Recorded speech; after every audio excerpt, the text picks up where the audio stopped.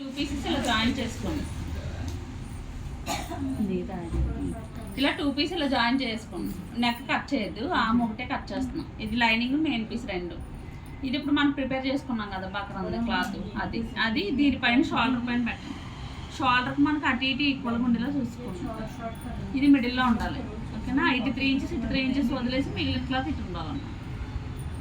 తర్వాత ఇప్పుడు ఈ బ్లూ కలర్ మార్కింగ్ ఉంది కదా, ఓన్లీ మార్కింగ్ పైనే కుట్టాలి, ఓకేనా?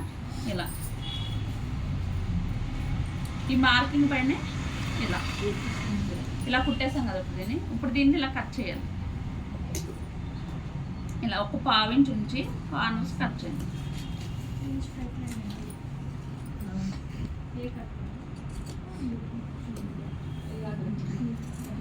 లోపలికి కట్ చేయాలి.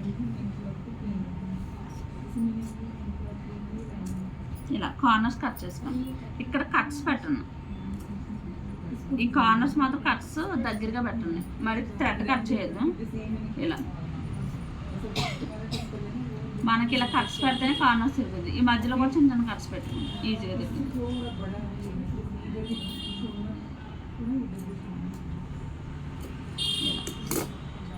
ఇప్పుడు దీన్ని రౌండ్ చేస్తాం.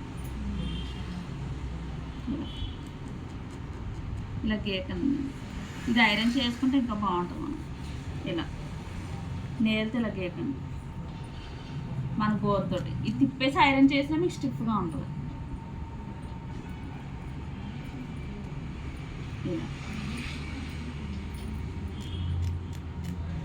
ఇలా తిప్పేసి దీన్ని మొత్తం ఉంటుంది తిప్పేసి.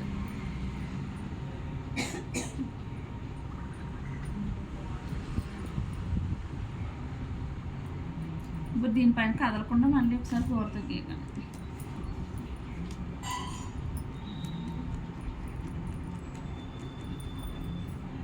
మనం ఐరన్ చేసుకుంటే ఇది స్టిఫ్గా ఉంటుంది. ఉల్టా తిప్పితే ఇలా ఉంటుంది. బాగా కనిపించట్లేదు కదా. దీనిపైన స్టిచ్ చేసుకుంటూ ఉంది దగ్గరగా, మనకి కదలకుండా ఉంటుంది. లేదంటే ఐరన్ చేసి వదిలేసినా పర్వాలేదు. బాగా స్టీమ్ ఐరన్ చేయాలి, నార్మల్ ఐరన్తో కుట్టుకుంటూ అయిపోతుంది.